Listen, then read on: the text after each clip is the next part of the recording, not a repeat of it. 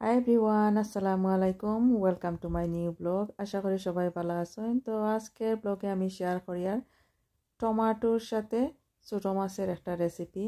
আমার গার্ডেনে fresh tomato. এই ভিডিওটা বেশ কিছুদিন আগের সামার টাইমের। তো সামার টাইমে আমার গার্ডেনে খুব সুন্দর টমেটো ধরছিল, চেরি টমেটো। আর কয়েক ধরনের চেরি টমেটো আছিল। এই যে টমেটোগুলো দেখতে পারা পাকলে কালচে কালার হয়ে যায় এগুলার। আর কিছু আছে পাকলে লাল হয়, আবার কিছু আছে পাকলে হলুদ হয়ে যায়। এইগুলা টক খাওয়ার টমেটো, দেশি টমেটো। তো বেশ কিছু টমেটো আছে আমার গার্ডেনে। এখান থেকে কিছু টমেটো আমি হারভেস্ট করে আনিছি আজকে রান্না করার লাগি। আর এই যে ভিন্ন জাতের কাঁচামরিচ আছে, এখান থেকে কিছু কাঁচামরিচ নিছি রান্না করার লাগি।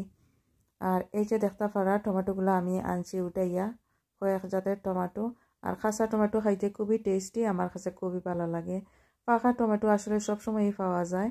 তো কাঁচা টমেটো দিয়ে যদি মলা মাছ দিয়ে রান্না করা হয় খুব সুস্বাদু হয়।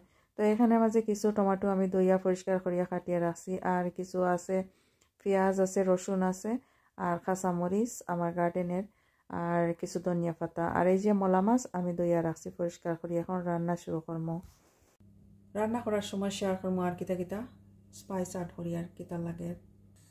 এখানে একটা হাঁড়ি গরম করে আনিছি। আর এখন আমি দিয়া সাদা তেল, সানফ্লাওয়ার অয়েল ইউজ করি। আর যে কোনো তেল যে যেটা পছন্দ করেন ইউজ করতে পারবা। আমি 1/4 কাপ দিয়া দিলাম। তেল সম্পূর্ণ নির্ভর করে খেয়ে কতটুকু খাইতা এই অনুপাতে। তেল গরম হয়ে গেছে, এখন আমি পেঁয়াজ দিয়া দিব। এই যে পেঁয়াজের যেগুলা গ্রেট করিয়া রাখছি, পেস্ট করিয়া রাখছি, এগুলা দিয়া দিলাম।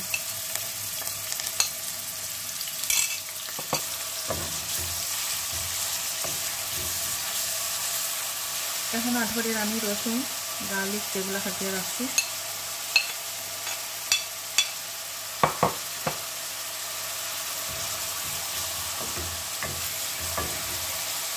এখন আধরে আর সল্ট, লবণ 1 টিস্পুন দিয়া দিয়ার। পরবর্তী সময় যদি মনে হয় আমার আর একটু লাগবো তখন দিয়া দেব। আর পেঁয়াজ সফট হয়ে দিব এই লবণ দেওয়া হলে। এখন আমি কাবার করে near R medium to low গ্যাসে কয়েক মিনিট এই পেঁয়াজ আমি সিদ্ধ করে নিব।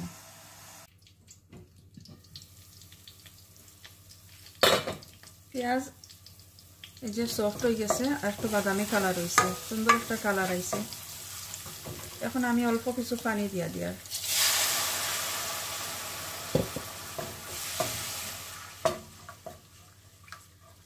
আরও 2 মিনিট লাগি কাবার করে রাখি দিব। 2 মিনিট লাগি কাবার হয়ে রাখি। আর এখন কিছু স্পাইস অ্যাড করবো আমি। 1 টিস্পুন চিলি পাউডার, মরিচের powder 1 teaspoon, 1/2 teaspoon mix curry powder. এটা অপশনাল, না দিলেও হয়, যারা পছন্দ করেন তারা দিতে পারবা। জাল আমি আমার কমাইয়া দিছি, যারা পছন্দ করেন আর একটু দিয়ে দিতে পারবা। এখন ধনিয়া পাউডার 1 টিস্পুন দিয়ে দিলাম। টারমারিক পাউডার, হলুদের পাউডার 1 টিস্পুন থেকে একটু কমাইয়া দিয়ার।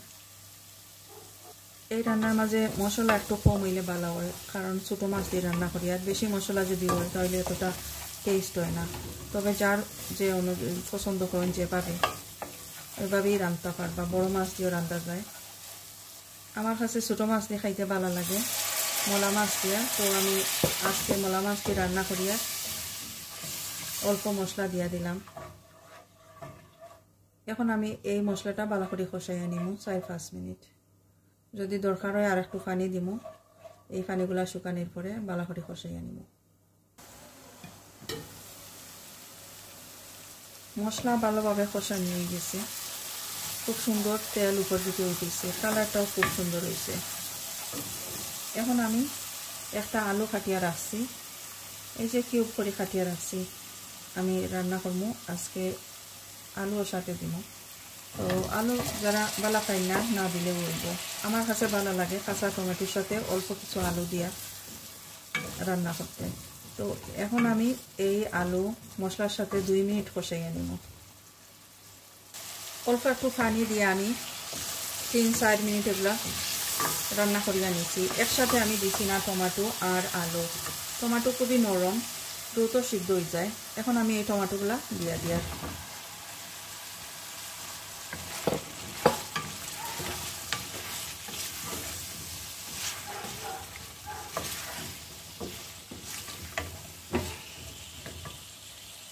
অল্প একটু পানি দেওয়ার পরে আমি এগুলো সিদ্ধ করিয়া নিব 50% অর্ধেক সিদ্ধ করিয়া নিব তারপরে আমি মাছ দিয়া মিক্স করে কভার করে রাখি দিয়ার 4 থেকে 5 মিনিটের লাগি কাঁচা টমেটো খুব দ্রুত সিদ্ধ হয়ে যায় এই যে প্রায় 40% এগুলা সিদ্ধ হয়ে গেছে আমি আর চাইয়া না সিদ্ধ করতাম এখন মাছ দিয়া আর এত দ্রুত এই টমেটোগুলা সিদ্ধ হয়ে যায় মাছ সিদ্ধ হওয়ার আগেও টমেটো সিদ্ধ হয়ে যায়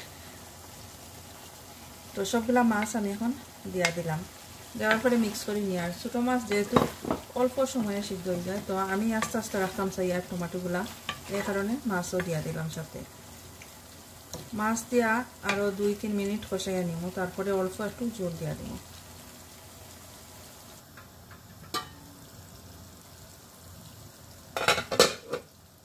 এই যে ভালোভাবে কষানো হয়ে গেছে আমি এখন অল্প একটু পানি দিয়া দিয়ার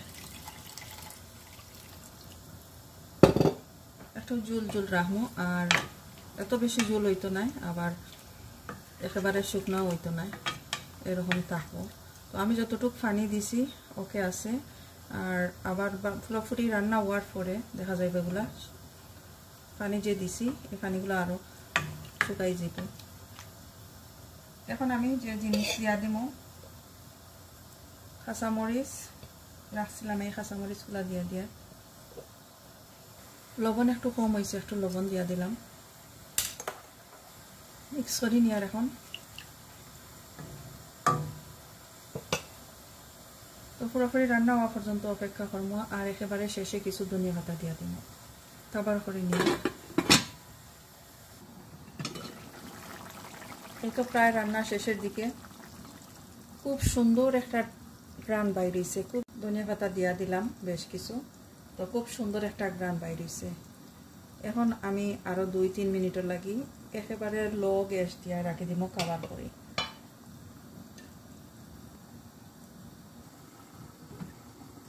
রান্না শেষ হয়ে গেছে আমি গ্যাস অফ করে লাইছি দেখতে পারা মাশাআল্লাহ বেশ সুন্দর হয়েছে তো আমি এখন ডিশ আউট করবো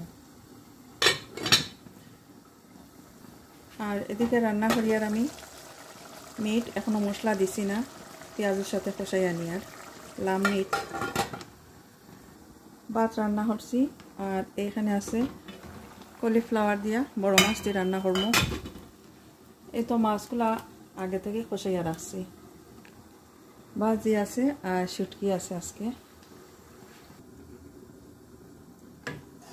বিসমিল্লাহ এই যে টমেটোগুলা আস্তে আস্তে রয়েছে মাছও আস্তে আস্তে রয়েছে এইভাবে টমেটো খাইতে আমার কাছে খুবই ভালো লাগে আর একেবারে গলি গেলে আমার কাছে এত ভালো লাগে না কাঁচা টমেটো একটু আস্তে আস্তে থাকতো আরও বেশি করে যদি জাল দিতাম তাহলে দেখা যাইতো একেবারে গলি গেছে অনেক সুন্দর একটা গ্রান বাইর হইছে